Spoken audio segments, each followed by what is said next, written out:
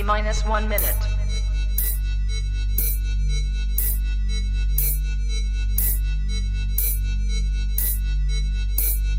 T-minus 50 seconds.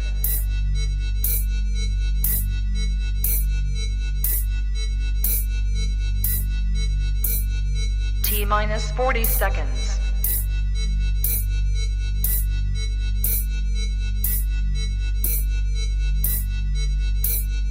T-minus 30 seconds.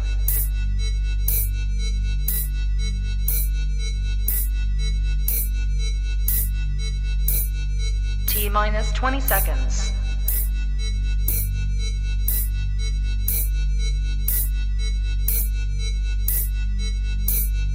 Ten, 9, 8, 7, 6, 5, 4, 3, 2, 1, 0. Own it, own it, own it, Kong. I own it. It did. Women's Wrestling Talk, the #1 women's wrestling show on the planet.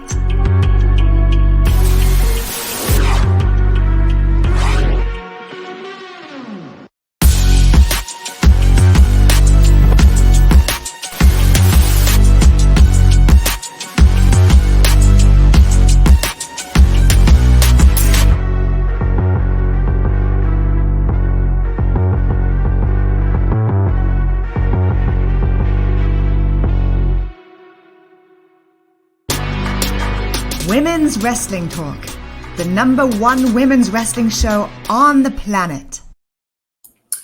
That's right, you guys. Women's Wrestling Talk, the #1 women's wrestling show on the planet. I am your host, Driune Santana, your EIC of WT. And of course, me and Stephanie, we are back together for Smackdown and Rampage Aftershow. I mean, Stephanie coming in from New York, me coming back in from like Nashville for Summerversary.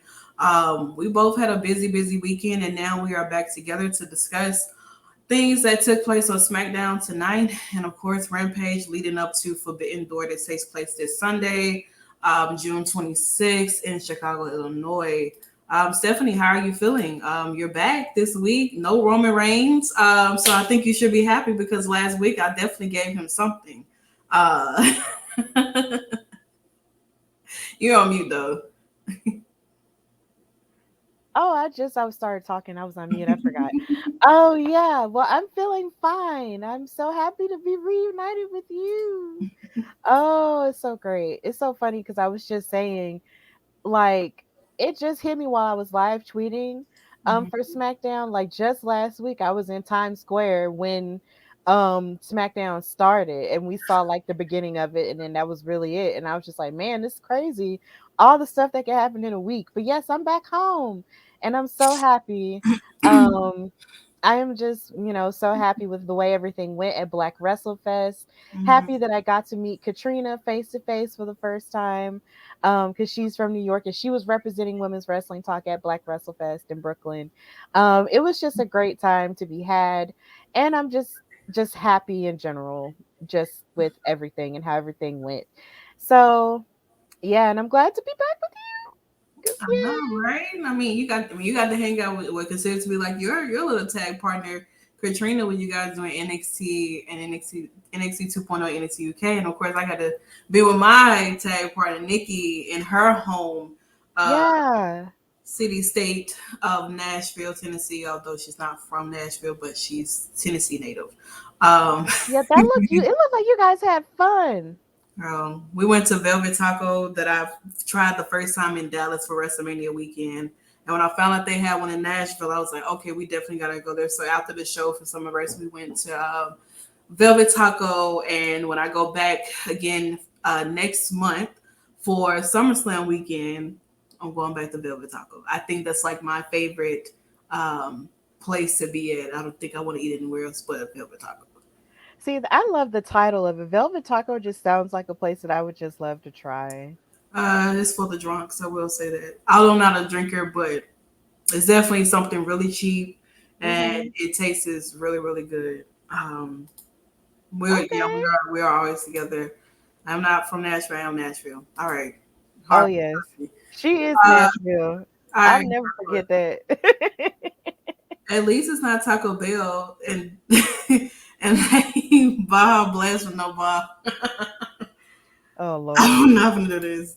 Or tacos with no shell. I'm telling you, they telling you to they ran out of cups, so they tell you to hold your hand out to give you your drink, and then Oh you put your no.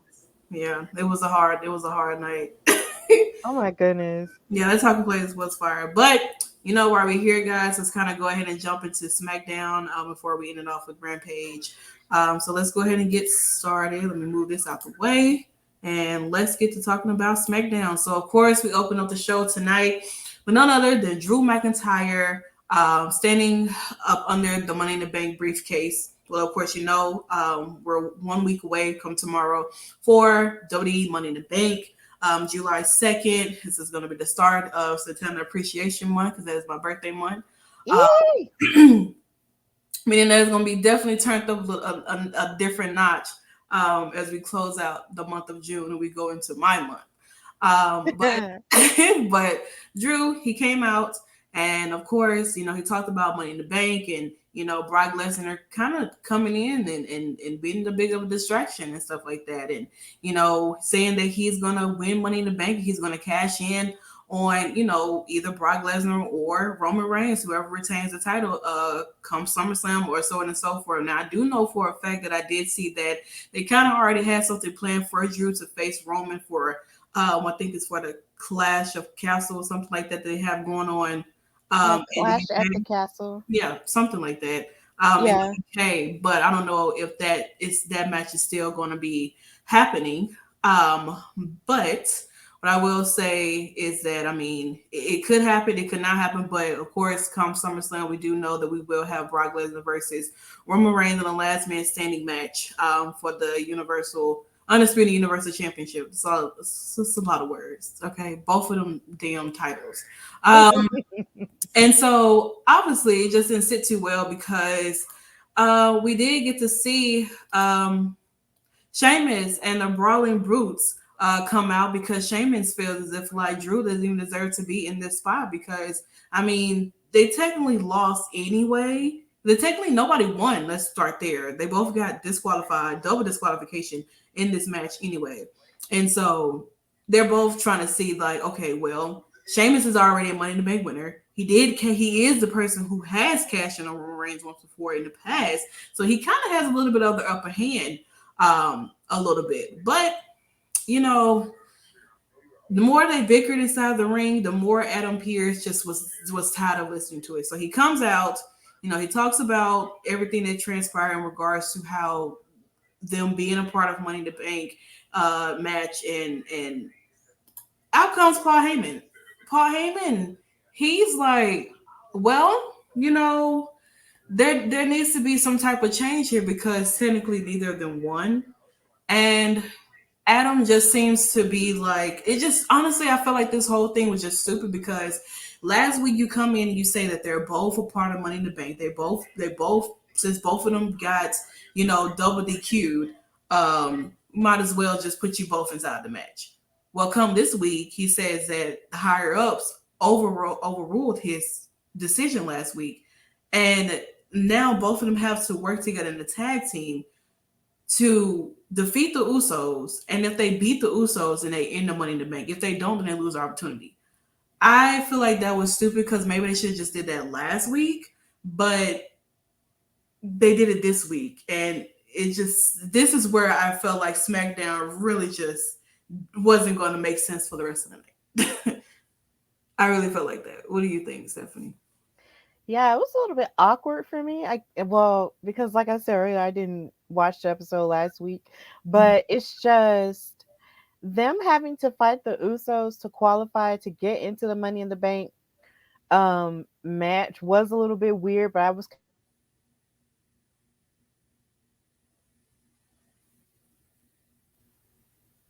yeah, I don't know what just happened, guys. I'm sorry. I think you got cut out for a bit, but go ahead. Yeah, but like I was saying, it was kind of strange to me at first. Because I was just like, why are they fighting the Usos if the Usos aren't going to get in if they win? So Right. I didn't understand. And then towards the end, it got a little bit cluttered, but we'll talk more about that a little bit later. But it was a little bit confusing for me, but I think I was just going with the flow. So yeah. I think a lot of us were. Joseph said they needed an excuse for the main event tonight. Heyman is really starting to get desperate about his meal ticket. 662 days ago, hashtag Roman 2 belts begins. Hey Joseph. Yeah, I'll be glad when that reign ends. No pun intended. Let's just start there. And so, of course, the Usos, they come out, all smiles and grins because they could be the reason why Sheamus and Drew do not get into the Money in the Bank. They, will lose their opportunity and may have to find another way to enter. But we did know that we did have this match tonight. Drew and Sheamus must win to enter the Money in the Bank ladder match. They had to beat the Usos. I guess we can kind of just go ahead and jump right in because here we're going to start with the men and we're going to close out with the women. We did see the Street Profits earlier within the night. They were backstage in their really, really nice jersey sets. Just going around talking to different people. Madcap Moss cracked a joke with him, and obviously it wasn't clicking for Madcap. I don't, and I like the joke. Montez, I don't think neither one of them were feeling it. It went by Los Lotharios kissing on, girls on the cheeks again. And then it went over about Drew Gulak and so on and so forth. And then, of course, the Street Profits came out later, within this match tonight to be on commentary. Because, we do know come Money in the Bank, the Usos will be putting up their titles against the Street Profits. This has been really, really good. I've been wanting to see the Street Profits actually have a chance to get back into the title picture somehow, some way. And doing it with the Usos, they're kind of 1-1 if you want to look at it because Jay beat Montez, Dawkins beat Jimmy. So it's kind of like they're like 1-1 right now. Come Money in the Bank, somebody's gonna have to break that tie. Mm-hmm. Will it be the Usos retaining their titles or will the Street Profits win? At this right now, it seems like we really don't even know right now. I would love for the Street Profits to win. But you really can't tell as of right now as to how things are going to go. It could be the Usos still retain their titles. Then again, it's kind of just like, well, I don't know. I really can't even say. I just know that I wouldn't mind the Street Profits winning. I really would. But taking the titles off the Usos, that kind of diminishes a little bit of the bloodline, just a little bit. It does. It would diminish the bloodline if the Usos were to lose the undisputed tag titles. But I feel like the Street Profits have been working so hard to get, up to this opportunity because they've lost so many times. To where it would make sense if they were to, put up a huge, offense against the Usos in order to win those titles because they would just work so hard. And then after they lose to them, I don't know what else the Street Profits would have going on for them after that point. Because I do keep noticing that Montez is a little bigger. Mm-hmm. And he's just, I feel like the writing might be on the wall for the both of them to probably go their separate ways. And I don't want them to because I love them together so much and they hold a lot of space in my heart as a really good tag team. Especially as, triple or if you want to say quadruple crown tag teams. But at the same time, it's like the writing's on the wall for Montez to become, a solo star if that time does arise within the next year or two or whatever. So it would be sad if they did lose, but if the Street Profits won, I would be happy about that because they deserve it. They've worked really hard to gain this opportunity again. But you have the Usos and the Bloodline, and we all know how indestructible they can be. So I don't know. It's hard to say. Tamara said, I don't. She said, I don't know if WWE even has an idea of who will win the tag team titles. At this point, WWE don't even know what the hell they're gonna do with the women's tag team titles. But that's for another subject. I personally would not want the Street Profits to break up or go their separate ways either way. I feel like they both equally balance each other out. And of course, a lot of people look at Montez as a star because he can wrestle. He does amazing moves in the ring. He has a lot of personality. He's great on the mic, so on and so forth. But I don't feel like if they went their separate ways, that Montez would be in the spotlight that long. Eventually, they will put them back together, and I don't want them to split them up just to put them on other people. I can't see Montez or Dawkins with nobody else but each other. I can't. Right. It wouldn't feel right. Joseph said the Usos have benefited from Vince's obsession with Roman Reigns. We are at 1 year. Yeah, they really have. But here we are. I mean, Drew and Sheamus, they are officially back in the Money in the Bank. They're officially back in Money in the Bank. And yeah, here we go. I still didn't understand, but like Joseph said, they just needed to make an excuse to have a main event tonight because obviously they did not. But I mean, we have Drew and Sheamus back in Money in the Bank match again, despite them being taken out. Yeah, it's very pointless. It didn't make any sense. By no means necessary, but shout out to them. Let's see who will win. Will Sheamus win again? Will Drew win? Who really knows? What we do know is that we did have another qualifying match tonight with Schinsky versus Sami Zayn, who is the long lost cousin of the Bloodline. Bloodline adjacent. Yeah, whatever he chooses to name himself. They had a match tonight, which I mean, of course, we've seen Shinsuke and Sami face each other a lot of times. It's wild. Joseph said this was weird. They were taking out and had to beat the Usos to get back in with the blank. This was an excuse to get a main event. Both riders except for the new challenge, new schedule of Roman Reigns. Ooh, child, I can't read, Lord. To me, Sami Zayn is the table's ass, Lord. When y'all start writing these paragraphs, woo. I'm like, Lord, I might need to clean out my context because, Lord, I be feeling like I'm kind of blind up here. Just a little bit. But, I mean, we had this match tonight, qualifying match, see who wins. And I was very shocked to see that Sami Zayn went over Shinsuke. Do you feel like with Sami being a Bloodline adjacent, he's been getting a lot of these opportunities and wins because of being the table's ass to the Bloodline? I think so, because it's like I feel like that's the main reason why he's attached himself and his loyalties to them, because he sees that there are opportunities and benefits to it. So honestly, Sami, is playing that game. He's playing that long game where you attach yourself to a powerful faction and then you gain the benefits from it, only to possibly tear it apart from within, maybe. So I mean, it could go that way.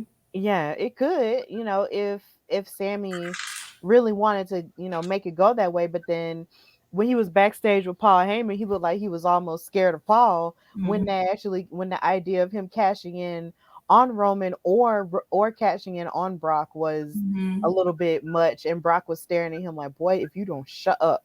Like, it was just so funny. So Sami probably knows what's good for him at this point, so he might not need to, look a gift horse in the mouth at this point. I don't know. I think if Sami Zayn wins the Money in the Bank and he cashes in on the winner, I think it'd be great. I think it'd be awesome if he cashes in on Roman Reigns. That means that he completely fooled the entire Bloodline. Right. Just using his power and privilege. Joseph said, "Me too. It was a great match. I thought Nakamura would advance with 2 spots still to be up for grabs. To me, Seth is favored to win and have a WrestleMania 31 repeat possibly." I said this, like, I was like, what if? We're kind of, if Seth does win and he does come out to try to cash in on both, like he kind of did for WrestleMania 31, he'd just be rewriting history all over again. It's just gonna happen in SummerSlam, which would be quite interesting to see. But as right now, we look at who we have right now in the Money in the Bank ladder match. We have Drew McIntyre, Sami Zayn, Seth Rollins, Sheamus, and of course my favorite, Omos, who I hope pulls out some amazing stunts inside of this match. You guys have no idea. I have been on Omos for a very, very long time now. Yes. Here on Women's Wrestling Talk on Monday Night Raw with me and Nikki. Anytime Omos is featured somehow, some way, I am waiting for him to do something athletic in regards to a nip up, a phenomenal forearm, 450 splash, 619, a frog splash, an elbow drop. He started doing a little bit of a super kicks, and I was like, okay, we're getting a little somewhere. We're getting somewhere. But I mean, he only needs to take 2 steps to climb up the ladder to grab the briefcase. Right. I want to see him take a nasty fall. I want to see him climb all the way up to the top and do a swan-time bomb. Oh my God. I want to see Omos do something that's just like blows my freaking mind. So I'm like, I'm glad that he's in this match, because I mean, I feel like every time I'm asking Omos to do something, they add him to a certain match. They put him in a cage match with Bobby Lashley. I thought maybe I was going to see him climb the cage or something. That didn't transpire for me. Okay. There are multiple times where I thought maybe he was going to do something athletic. It did not happen. So maybe Money in the Bank is where it happens for me. And when it does, I might cry, because I've been waiting for this to happen. I don't think nobody understands the excitement I'm going to have to see him. Oh my goodness. All right, JD, don't start with me. I want to see Omos do something, as we all do. Yeah, I mean, I love it. I want to see Omos. Let me tell you something. If Omos climbs up the ladder and he wins, I would be very happy. What if he pulls a Shelton Benjamin? Girl, listen. Where he either runs up the ladder or he jumps up. If he Omos jumps runs right above 4 rungs of the ladder and winds up in the middle or on the top. That would be lit. I will be screaming to the top of my lungs. I don't give a damn about my neighbors making noise because they make noise above me. That night, they will hear me scream to the top of my lungs, start banging on these damn walls, because Omos is really out here doing some wild things that I have truly asked for. So hopefully that does happen. I don't want to get my hopes up, but I'm very excited. I was so happy, although I know he beat Riddle, and I was like, dang, Riddle, boo. But I'm happy that Omos is in this match. Honestly, I really am. And I'm excited to see who the other 2 last, competitors for the men's Money in the Bank is going to be as well. I guess we'll find out somehow, somewhere. One thing we need to find out is, why does Max Dupree keep constantly giving Adam Priest this, not giving him his 6 feet? Every Friday he comes in and he's always in Adam Priest's face. And it's just like, I don't know. I think Adam is maybe Adam is going to be a part of his male models. Oh God. He every time he comes in, it's like he constantly comes in and tries to scope out Adam a lot. And I mean, we haven't seen any of his models yet. He keeps talking about next week, and it's been the next weeks, and we haven't seen any male models. Right, so we haven't. I have no idea what's going on with this. I don't. I'm disappointed. We all are. Joseph said if anybody besides Seth doesn't win, I think there would be plenty of shocked people. The question is, Seth will take one title or both. Yeah, that hasn't really been clarified if he was going to, I guess it depends on if he wants to go after just the Universal or the WWE title. It kind of varies. I don't know if he's going to go after both. It would be interesting to see him have both, but who honestly knows what can transpire. What I do know is that Pat McAfee has been on Happy Corbin's ass for a very, very long time now. And honestly, he is not letting up, because he challenged Baron Corbin to a match at SummerSlam. And I heard that I think Baron Corbin actually accepted his challenge. So we're probably going to be having Pat McAfee versus Happy Corbin at SummerSlam. I'm excited to see Pat McAfee be inside of the ring again. I think he's great. And I mean, I think it's cool. I'm here for this feud and everything like that. I'm ready. I mean, they have weeks. I mean, they have plenty of weeks to build up this feud. And do we think that Happy Corbin is going to be mad Corbin, sad ass Corbin, bland ass Corbin, broke ass Corbin, stupid bald head ass Corbin? Is he gonna be, what type of Corbin is he gonna be when it comes to Pat McAfee? I mean, Pat is life. Sorry, Nikki, I know this your guy, but Pat is life. He's not giving this man. Yeah. He's not giving this man nose black at all. This was it. I'm just saying, Nikki, that man was on his head for real. He was. He was on that man's head for real. So I mean, I don't know what you want me to do. Like, he's just Pat is everything. Like, oh my god, he's such a breath of fresh air when it comes to being a part of commentary and just being great on the mic and just so on and so forth. Like, I believe this is going to be a really, really good feud. It I is. can't wait to see how it's going to turn out at SummerSlam. Like, I mean, like I said, do we think that Corbin is going to like be a snappy ass, crying ass, towards Pat McAfee? Like, what is he gonna do?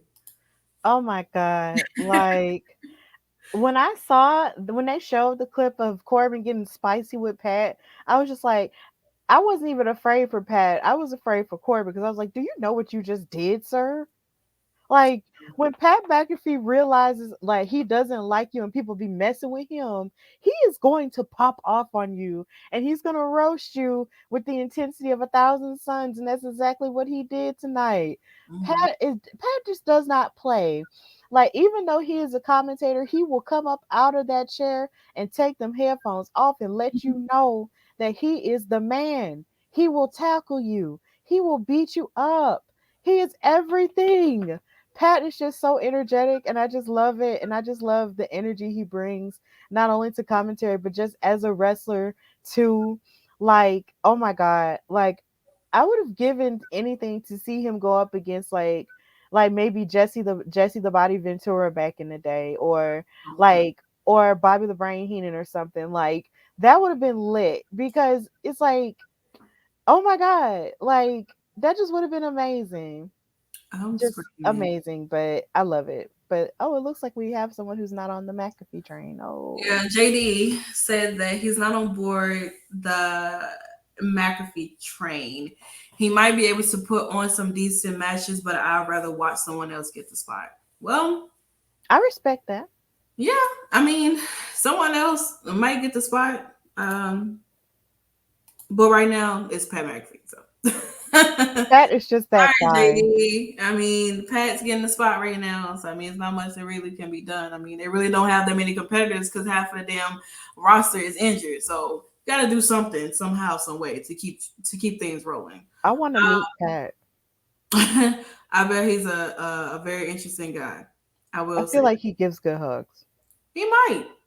I don't know. I'm sorry. He might. You gotta I ask him. think I'm just I'm doing too much. I just love him so much. You gotta ask Mrs. McAfee if he gives good hugs. Oh yeah. I say it's okay. Pat may Stephanie light up, so choo choo.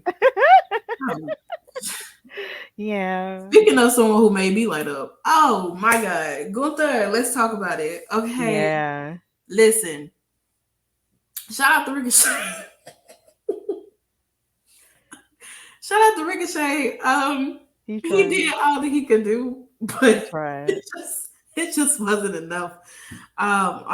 Ricochet got his rematch tonight for the Intercontinental Championship against Gunther, and yeah, it same thing, same results.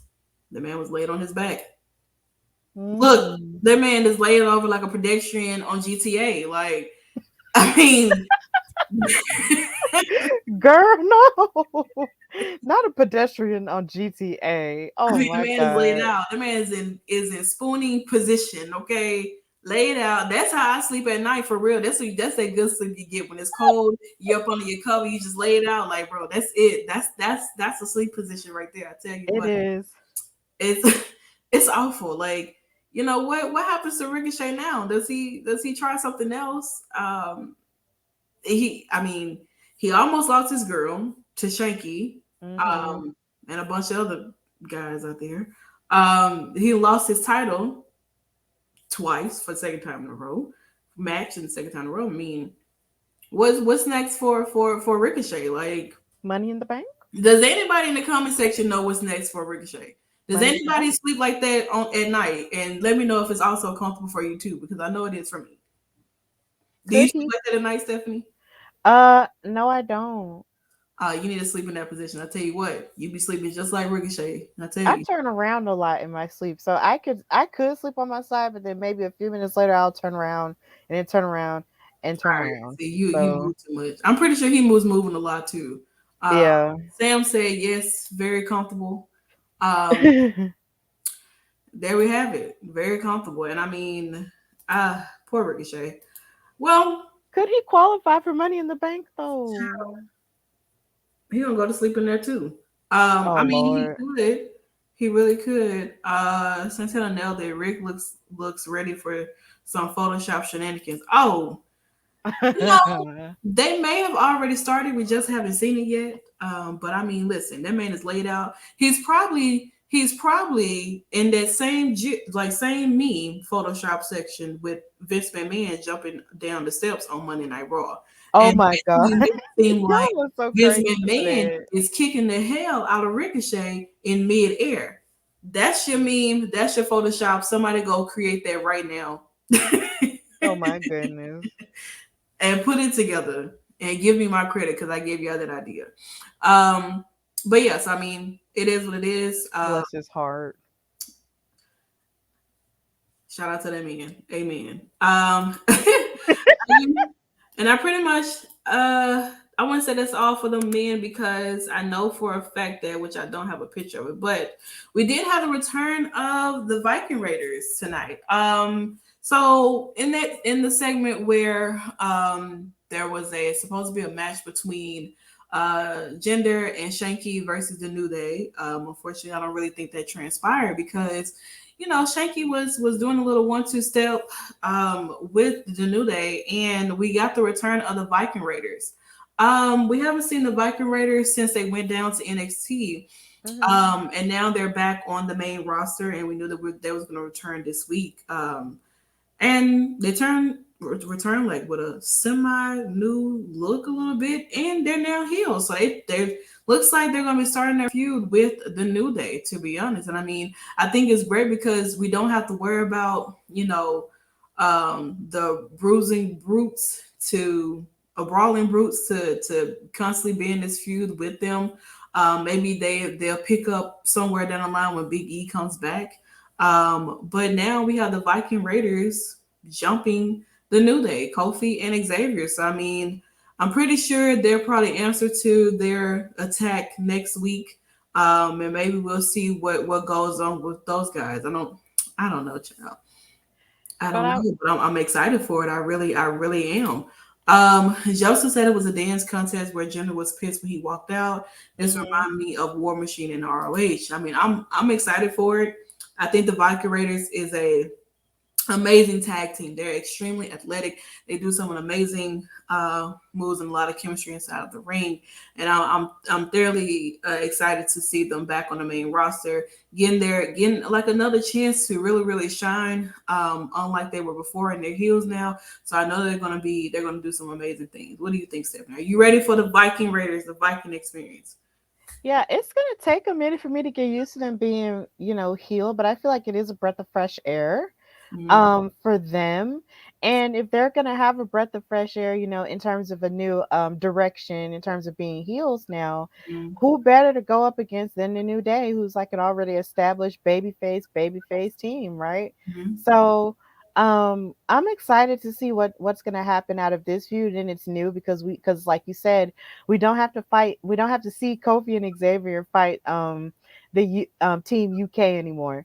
So so that's basically, how I feel about that. Also, I want to give a shout out to the New Day because they had on their new gear, which was Golden Girls inspired, and it had lots of different phrases that they use on Golden Girls because that is one of Xavier's favorite shows. So I Mhm. thought that was really nice and a nice tribute to the Golden Girls TV show and the cast because they're all no longer with us, but they're golden in heaven. So yeah, that was great. I loved it. Golden Girls. Yeah, their gear is Golden Girls related. Like their gear, the guy who makes their gear, I believe his name is Jonathan Davenport. If Mhm. you find him on Instagram, he posts pictures of their different gear all the time. And he explained the meaning of it, and what it was actually designed for. He said it was designed for WrestleMania, but Mhm. it is Golden Girls related. So yeah. That's awesome. I don't know how awesome this is, but we got to see Sonya Deville return. Oh, girl. Down. I mean, she hasn't been seen since she got beat up by Alexa Bliss and she left her crying on the side of the ring. But I mean, she's back, and she's back. I don't really know what else there is to say. I mean, she looked nice tonight, of course. And I mean, she kind of was asking for Adam Pearce to kind of beg her to come back to be an official and everything. And Adam wasn't too fond of that because it seemed like to me that he felt that it was best to put her in a handicap match tonight. Mm-hmm. Maybe this is some revenge for all this more shenanigans she did even on SmackDown. And so they put her against what a lot of people were calling on Twitter the Trumpets. If you know, Rodriguez and Lacey Evans were in a 2-on-1 handicap match against Sonya Deville, but Sonya Deville did not come out alone. She had Xia Li and Shayna Baszler with her. Shayna is no stranger to being beside Sonya Deville, but it was interesting to see Xia Li out here with her. And honestly, when I saw these three together, I was like, man, this would be a really nice faction. They're all three of them are heels.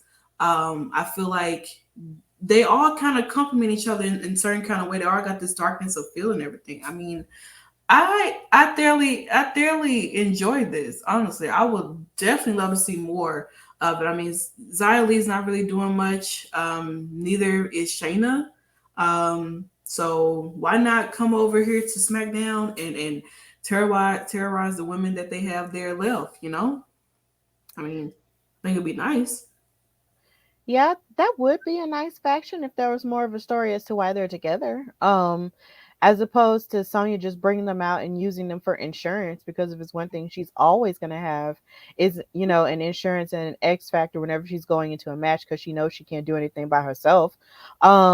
So yeah, she did look nice, of course, coming out in her pride jacket and everything, which is really beautiful and stuff. But she lost this match, and even with her underhanded tactics, she still proves that she is mediocre. And it's so funny that she was backstage talking to Adam Pearce about how, she had been on SmackDown for weeks, but yet hadn't been booked on a match.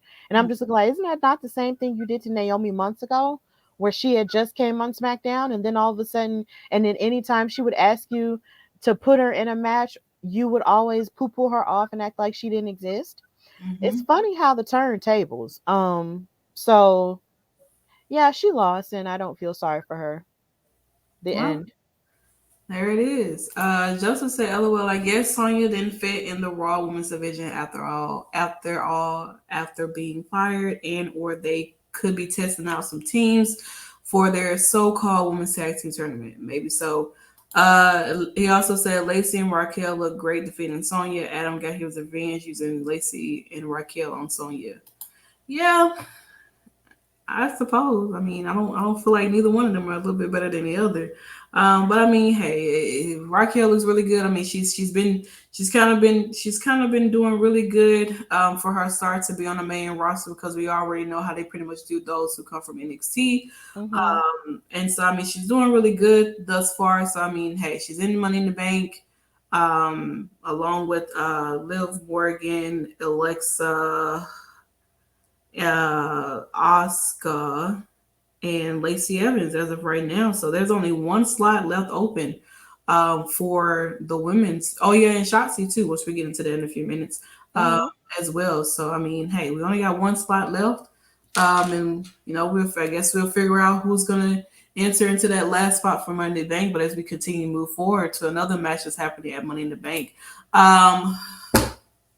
Natalya decided that she wanted to come out and imitate Ronda Rousey by bringing out this Walmart scroller and dressing up as Ronda Rousey. And Natalya is great. She really is. Mm-hmm. I know a lot of people like to give Natalya flack, but she's one of the longest women wrestlers in WWE who has went through various of different eras of the women's division and has managed to find a way to stay relevant. You know what I'm saying? She really has, whether she's holding a title or anything of that nature.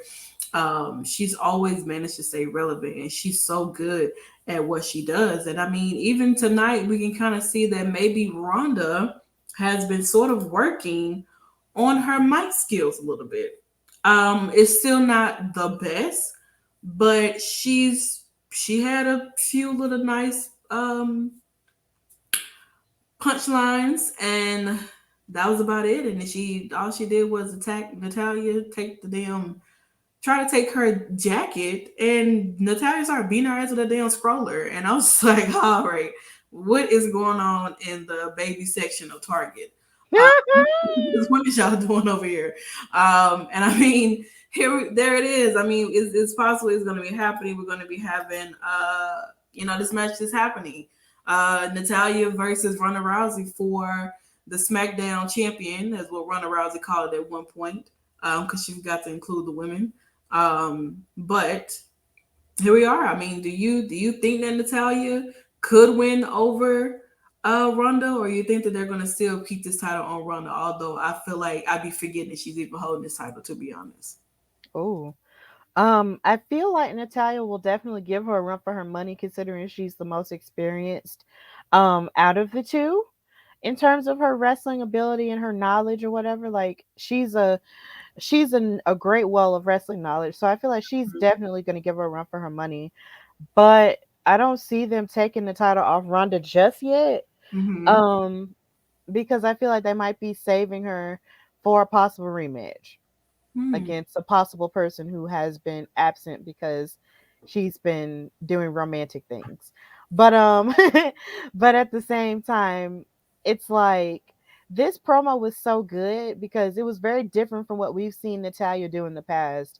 It's like she really leaned into the idea of dressing like Ronda and insulting her the way that she's been doing on Twitter all week. All week. All week she's been roasting Ronda on Twitter, and it's just like they've been going back and forth, and it's just, and to see Ronda sort of bring that intensity into the ring, she did a whole lot better. And with her mentioning, all the stuff that she even mentioned about her on Twitter from her and her sister, her Natalya and her sister's content, where they do all kinds of weird stuff with food and everything, and I couldn't believe, and even with her saying, I couldn't believe it was you because I didn't recognize you without your rack out. I mean, she mentioned all of the things, that a lot of people probably never really mentioned about Natalya before. And it was really shady, but it was still really good, and it was really entertaining. And it was probably the best promo Ronda has given this, throughout this run. Hopefully she'll, continue to stay on that trajectory, because this was actually really great. So I like this. But it was kind of awkward to see Natalya throwing a stroller at her, and she was just acting like it wasn't a thing. Girl, it's a stroller.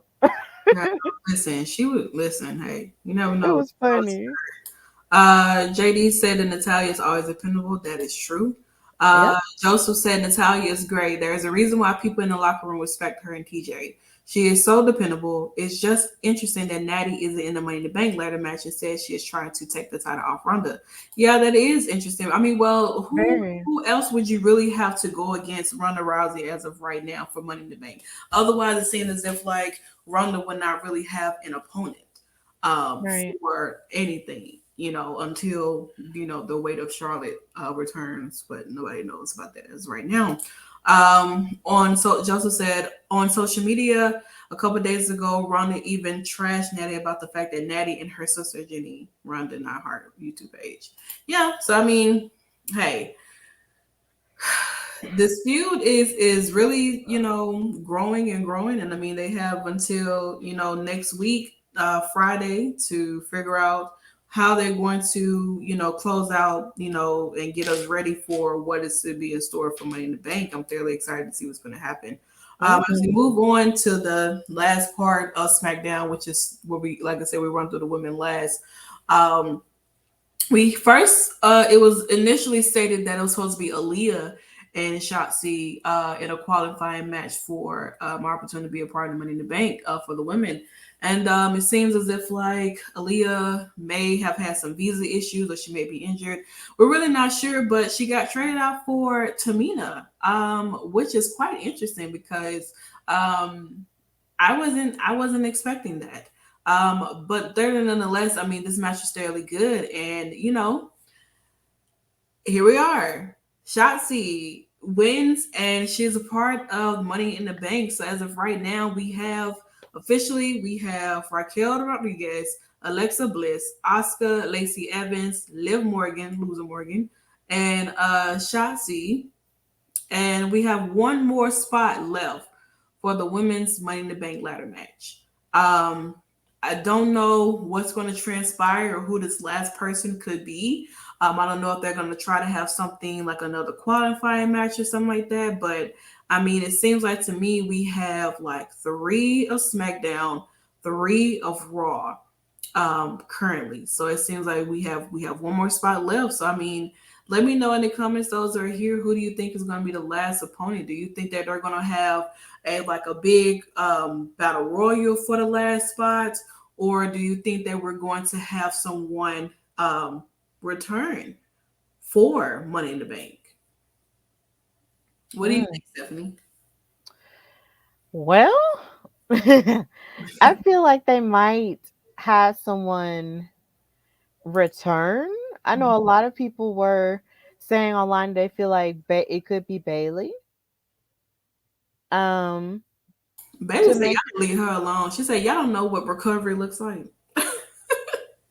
I mean, it could be Bailey, or another part of me wants to hold out a sense of weird hope and hope that maybe it's Naomi or Sasha, just to pray for just for a little bit of hope, or it could be Zelina because we haven't seen her in a while. Yeah, So, I heard that she was injured though. So oh yeah, that's right. who knows as of right now? But with these women that you see right here, who do you think would have a chance of winning? If you think of it. Hmm. Out of these women, I would say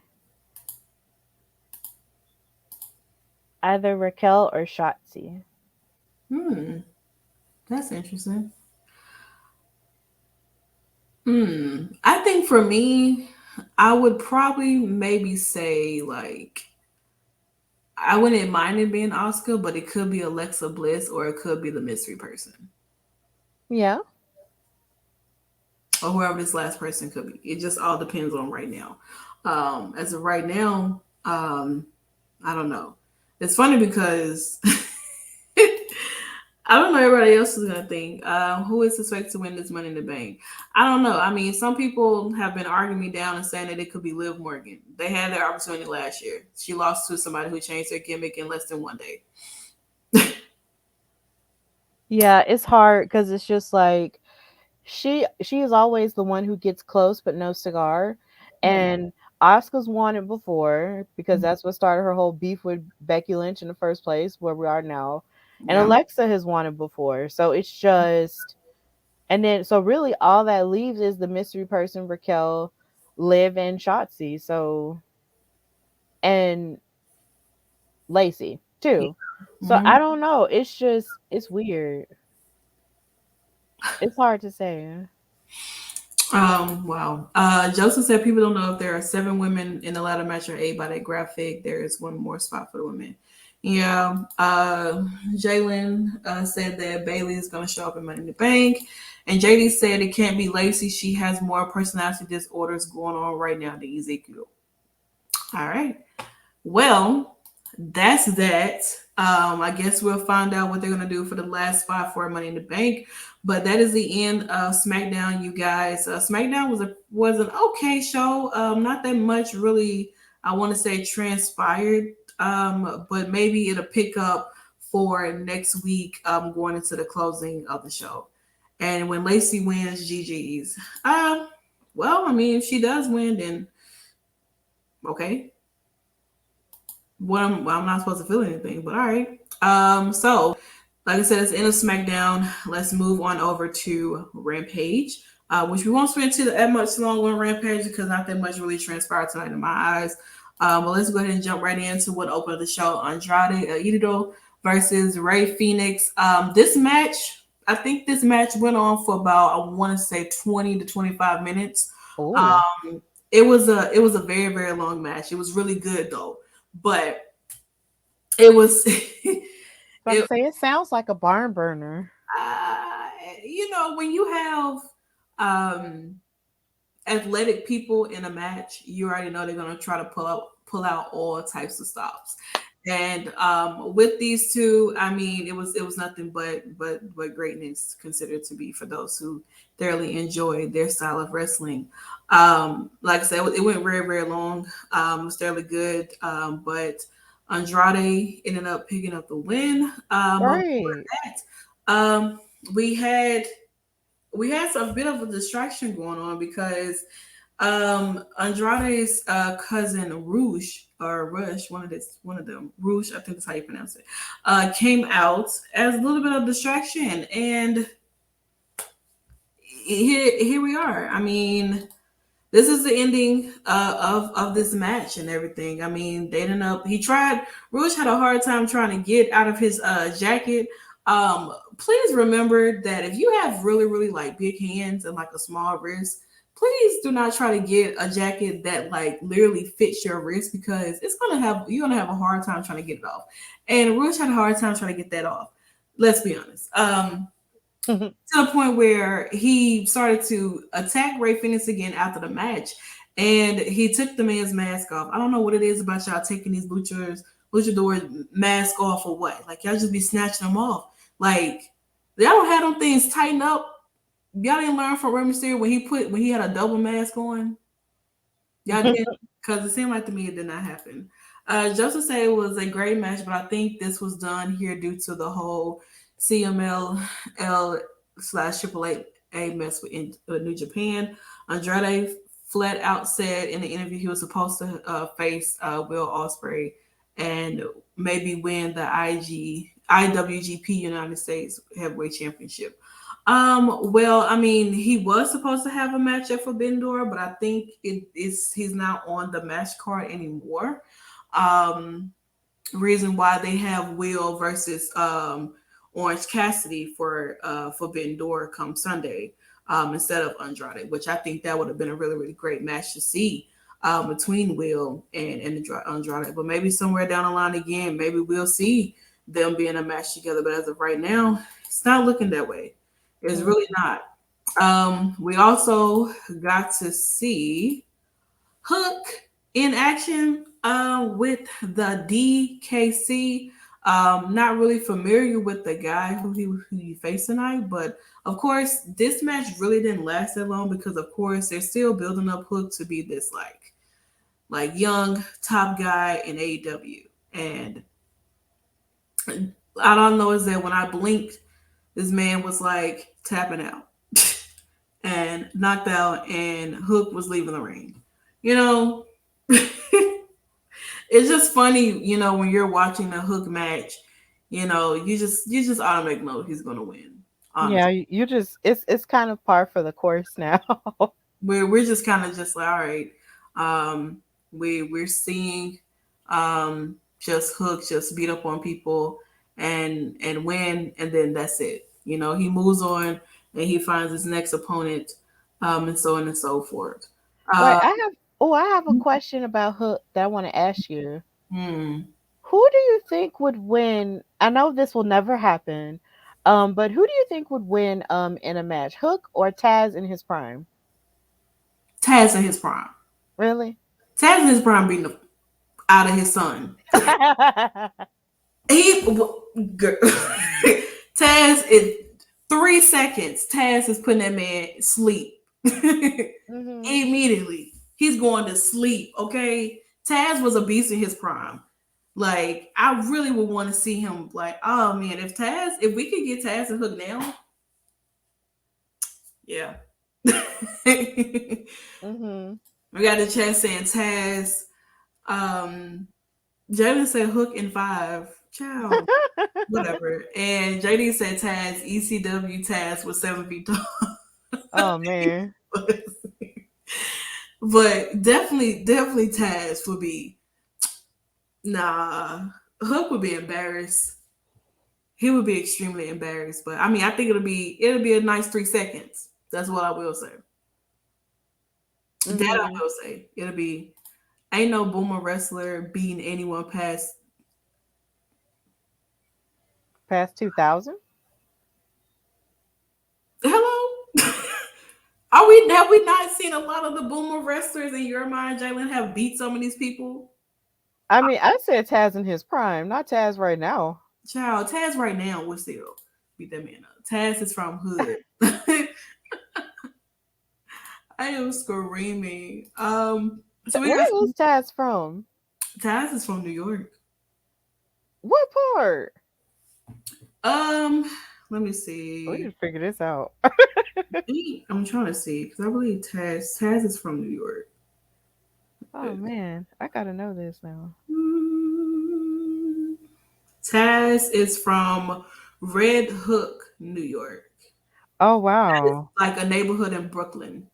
Oh, Northwest. Okay, cool. Yeah. So here we are.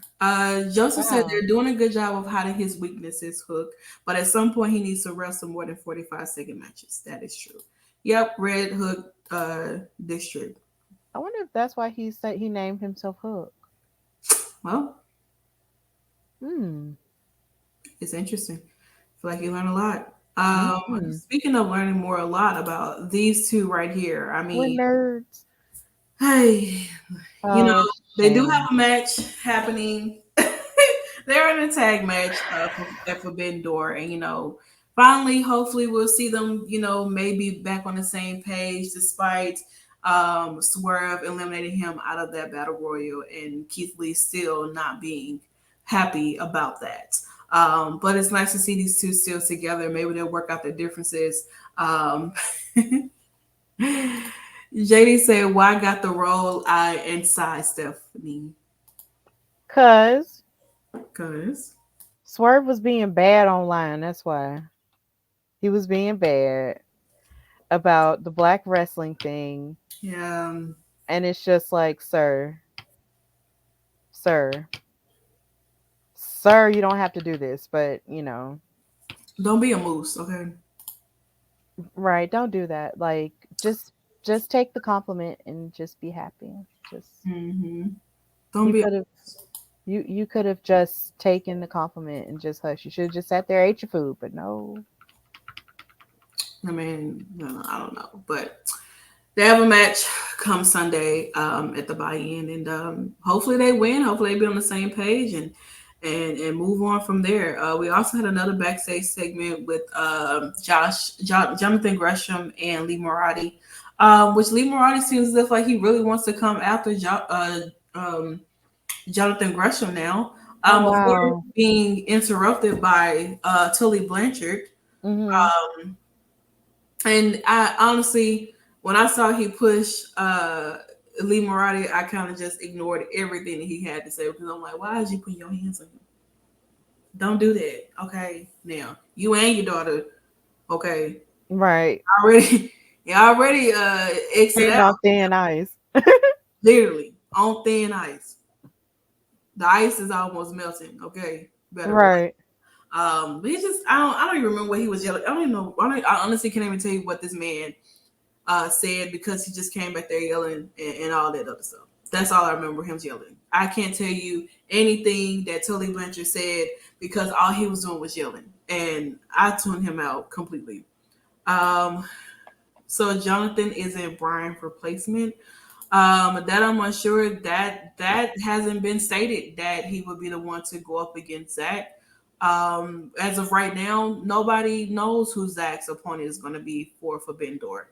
Just kind of have to remember and wait on it come Sunday. Joseph said this was reminding us that Jonathan Gresham is the ROH World Heavyweight Champion. ROH is a thing, but is it? Yeah, that's a big question because ROH, of course, is acquired by Tony Khan. But of course, we've been seeing a lot of the championships be on TV. That's been defended somehow, some way, or some of the championship holders be featured. I mean, it doesn't really feel like ROH. It doesn't. Like, it's not necessarily saying that I don't know what they're waiting on. I think they're waiting on maybe like a TV deal or something, or a streaming deal where they can have the opportunity to have ROH have their own show, have a roster, and maybe build something there so that they'll have a nice roster, and then they can kind of move on to having shows, pay-per-views, and stuff like that for just ROH talent. So who knows? I'm starting to think Tony only put ROH so Vince and WWE wouldn't get the video library. Oh, it's possible. I mean, out of spite. Smart. I mean, it's possible. He really could have done that, and completely not do anything with ROH just so that Vince does not have that video library. Because if Vince was to have acquired like Ring of Honor, that would have been something. I can't even lie to you. That would have been something. Like, yeah, it would have been. That would have been real interesting, to be honest. I can't even lie to you. It really would have been. But I mean, that was pretty much. I will say it kind of happened. Well, no, that's not the only thing that happened for the men. We had a match. I'm trying to think because I think I put this up in here, but we did have a match tonight that included. It was Cash Wheeler versus Jeff Cobbs. So I thought I put this in my thing, but I guess not.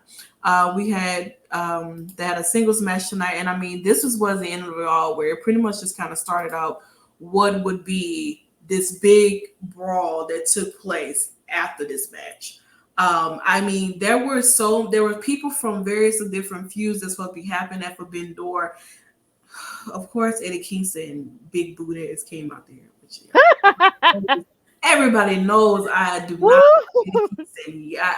Everybody who comes here to watch us knows that I am not the biggest Eddie Kingston fan. I don't want them on my screen at all whatsoever. Now he constantly continues to feud with Chris Jericho, and everybody knows how dear Chris Jericho is to me. I am low-key a part of the Jericho Appreciation Society.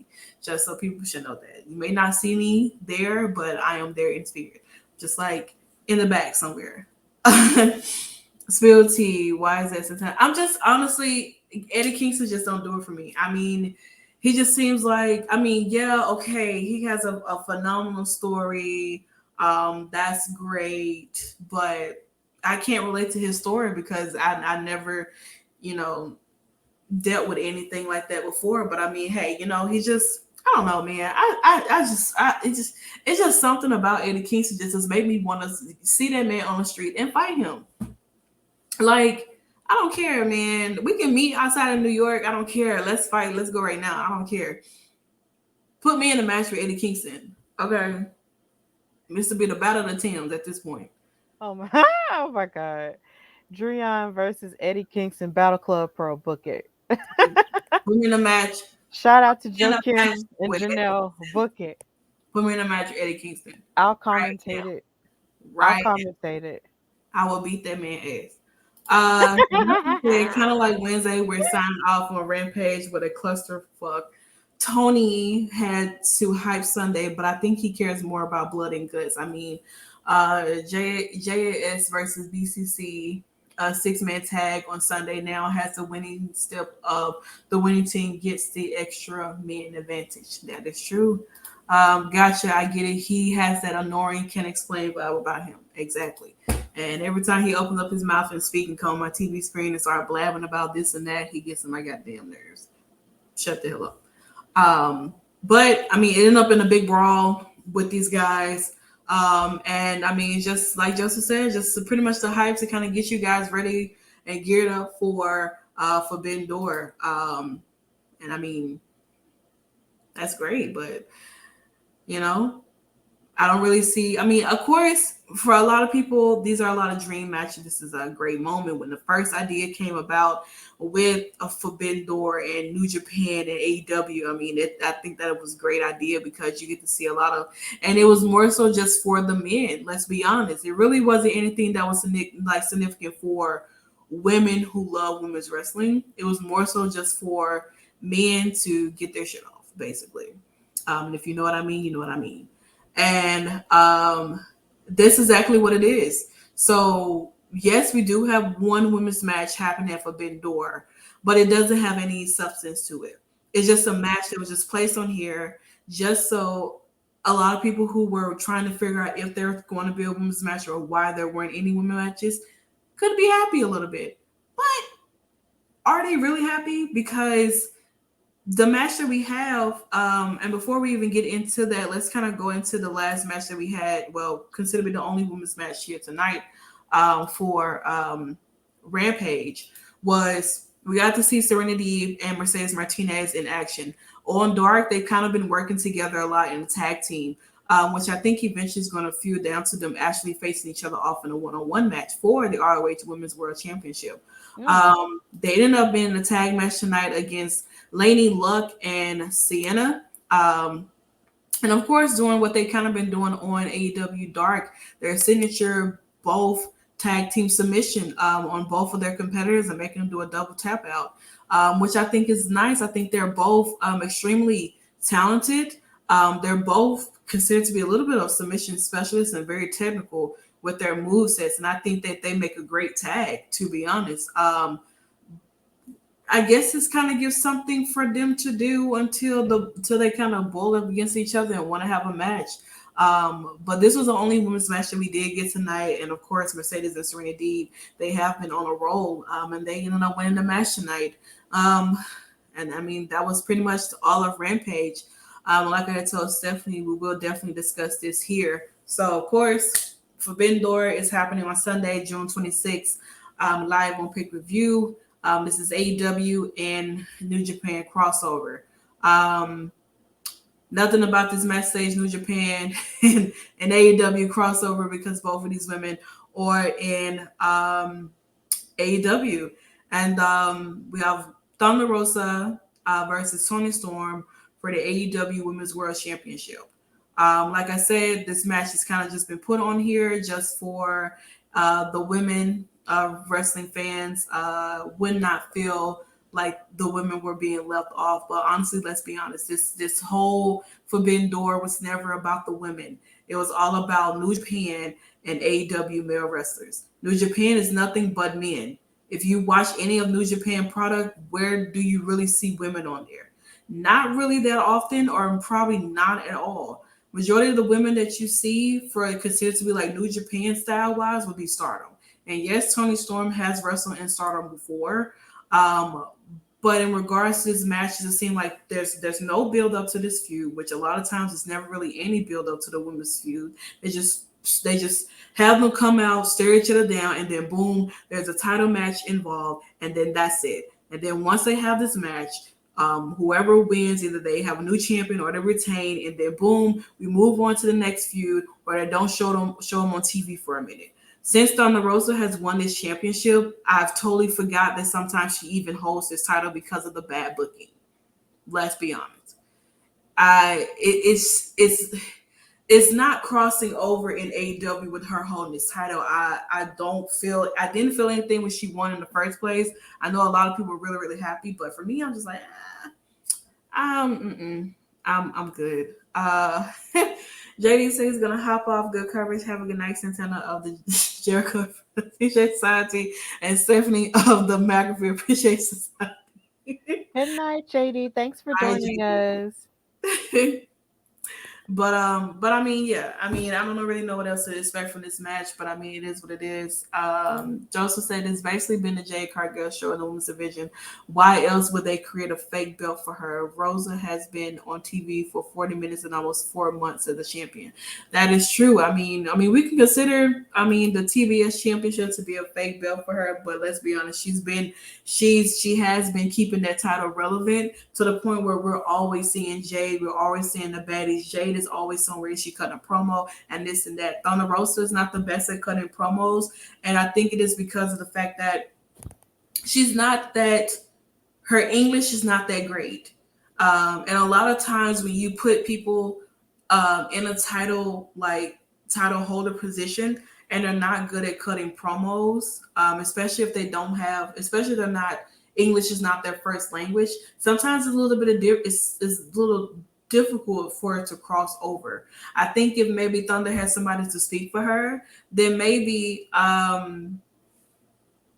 it'll help her out a little bit. But I mean, we don't really see Thunder that often either. You know, Tony, I feel like I've seen more of Tony than I've seen Thunder Rosa, to be honest. Tony Storm losing no cap. I mean, it is possible that Tony Storm could lose.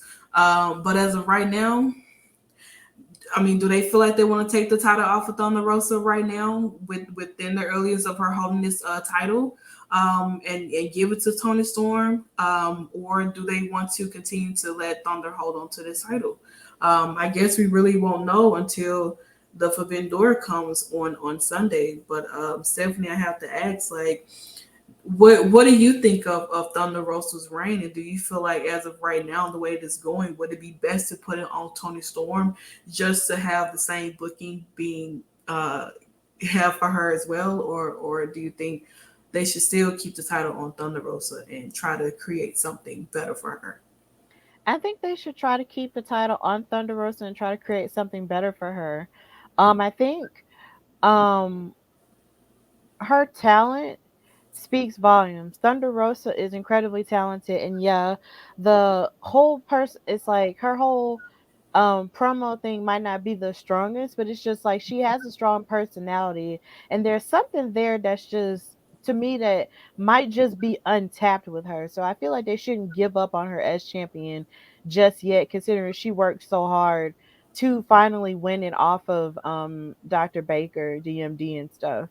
So I don't think they should just take it off of her, and they should just, try harder to do better by her, because there's no reason why we should see more of Tony Storm or more of like other champions more than we see of the world women's champion. Like that shouldn't be the case. Like it should be equal amounts of booking, for all the champions.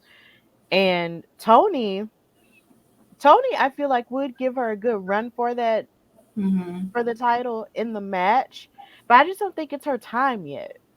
Like I just feel like if she's going to win the title, like I feel like honestly it's going to take her, like I would feel better if she had a little bit more time before she won the title again. Well, not again, but just if she won the title, because it just feels like she just got there. So I feel like maybe not yet, not now, but just a little bit later. But honestly, I do agree with your sentiment about the idea that I feel like they put this match on this card, just to say that they put a women's match on the card because people online had been noticing and talking about how there was no women on that card. And it feels a little bit disingenuous for them to do it that way as opposed to doing something because they actually care. But when you have haphazard leadership, you get haphazard results. So, and this is pretty much what you get. You know, you get just a women's match just put up on here with no leeway. And I know they did a media call today. Tony Khan did a media call today.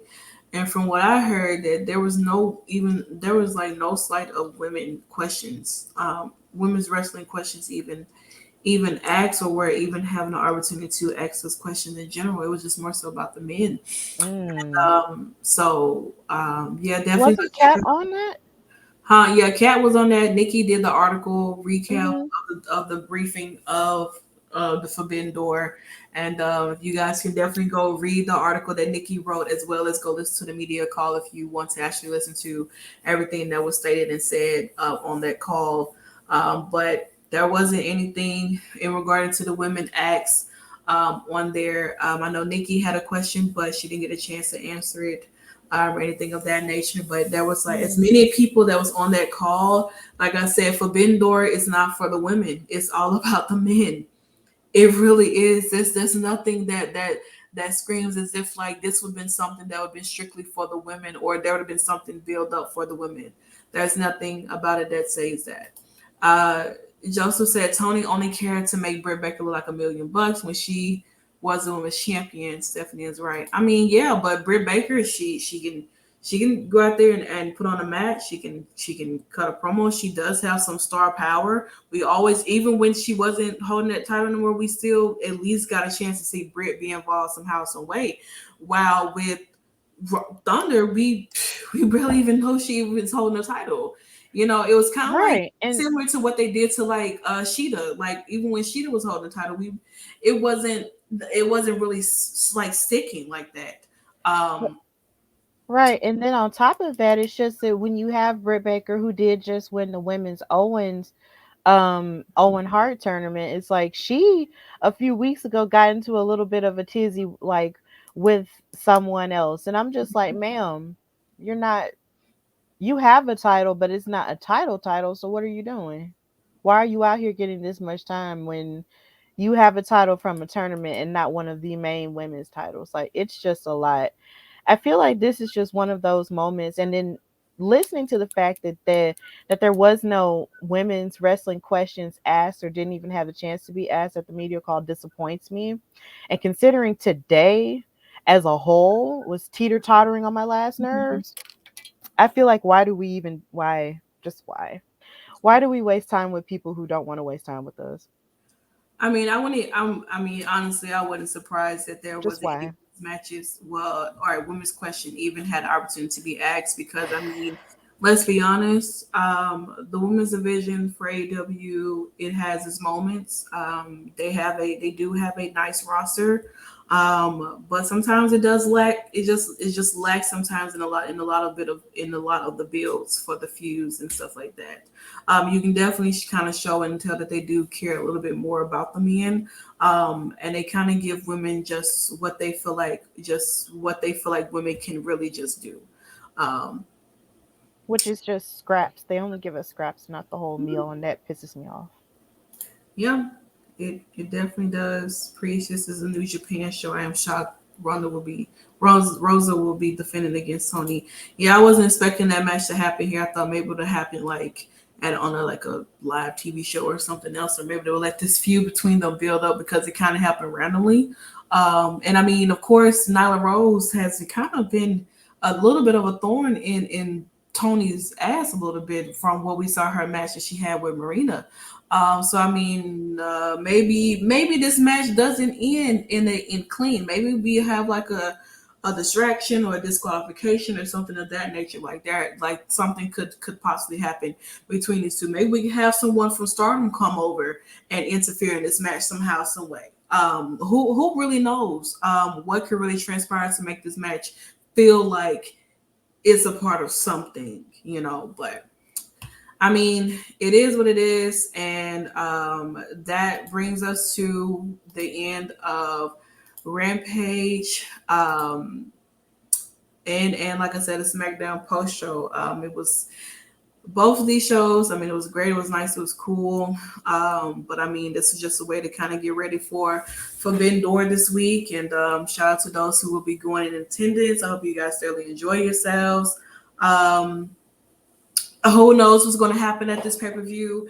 I might be watching, I might not. It just depends on how I'm feeling. I don't know if we will have a post show or a watch along happening because I mean it's only one women's match. So I mean, who really knows what's going to happen for women's wrestling talk in regards to the watch alongs or the post show for Forbidden Door. But maybe there'll be something to figure out. Just continue to pay attention to our socials at WWE Talk Pod to figure out what's going to happen in regards to maybe a after show or a watch along for Forbidden Door. Stephanie, you have any last words in regards to SmackDown and or Rampage or Forbidden Door? What are you excited for next week coming for SmackDown and with Money in the Bank taking place? Well, for SmackDown, I'm excited to see all the participants in the ladder matches, show up on the show like they did advertise. I think that's going to be interesting and funny. Um, because usually when stuff like that happens, it usually is really funny. So Mhm. I'm looking forward to that.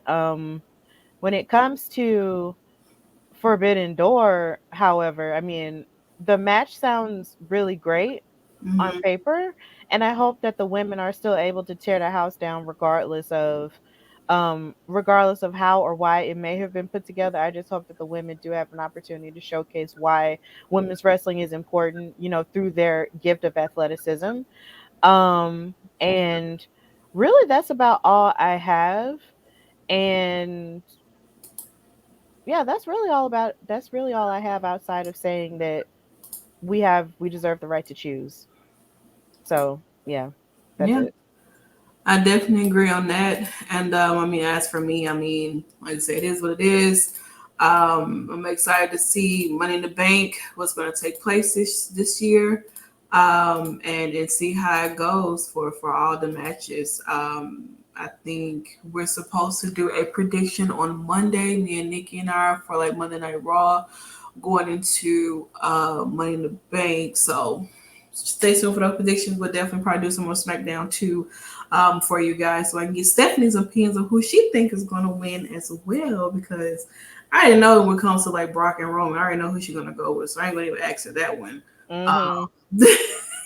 But me, I'm going to go with the Beast Incarnate. But we'll definitely discuss and talk about that on Friday, as well as kind of talk about a little bit of the aftermath from Forbidden Door too. But Stephanie, let everyone know where they can find you at. All right. So, per usual, you can find me, your girl, Stephanie Hardy, on Instagram and Twitter at Queen Steph Hardy. And you can listen to the Hardy Wrestling Podcast everywhere you get your podcasts: Apple Podcasts, Google Podcasts, iHeartRadio, the YouTube channel, which is called The Hardy Wrestling Podcast. And you can find me on Spotify as well, and continue to just like, share, subscribe when you see different clips and stuff, or different videos that you like or resonate with my interviews and stuff, because I do have lots of live interviews from Black WrestleFest this past weekend, which was an amazing event. So please, look at those and look that up. And my newest episode will be released on tomorrow with Sahara 7. It's my 99th episode. So 100 will probably come out next week. So yeah, we're doing big things over here and we're growing. So it's cool.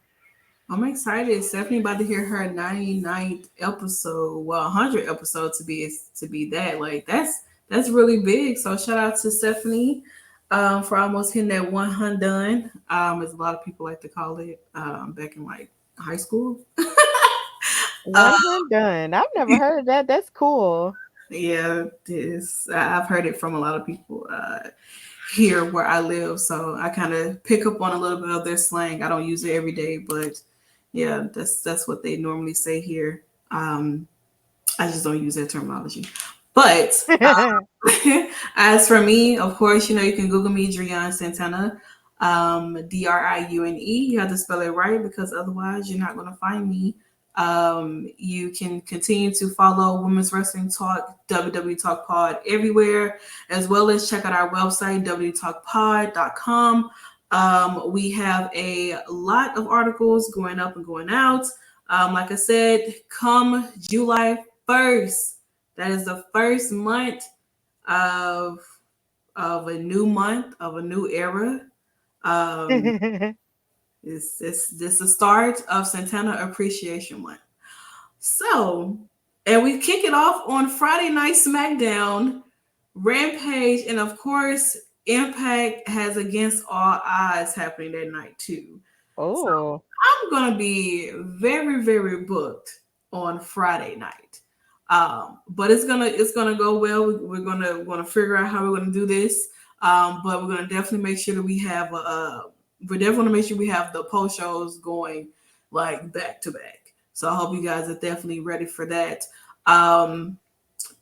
Yeah. So far as a rundown to continue on for like the rest of this week. Saturday, of course, is all things indies, the indie wrap up with Mika, Katrina, and Emily. So make sure you stay tuned for that. And then come Sunday, it's return of Turnbuckle Glam, no pun intended. With of course the Salt Shakers, me and Nikki, and the Dynamite Dolls, Mika and Al, giving you like a big show for Turnbuckle Glam for the weeks that we have missed. We're going to break it down into one big show, so make sure you guys definitely tune in for that. And that pretty much close out the end of this week before we kind of jump into the next week and give you guys a rundown for that come probably Sunday for Turnbuckle Glam. So make sure you guys come back and hang out with us. Thank you guys for hanging out with us tonight for the AEW Rampage and Smackdown post show. So just shout out everybody in the chat that we have: Nikki, Joseph, Jalen, JD, Tamara, Sammy, just a lot of you guys, Marcus who popped in. So thank you guys once again for joining us. And we'll see you guys next week. Remember, this is Women's Wrestling Talk, the #1 women's wrestling show on the planet. We'll see you guys next week. Women's Wrestling Talk, the #1 women's wrestling show on the planet.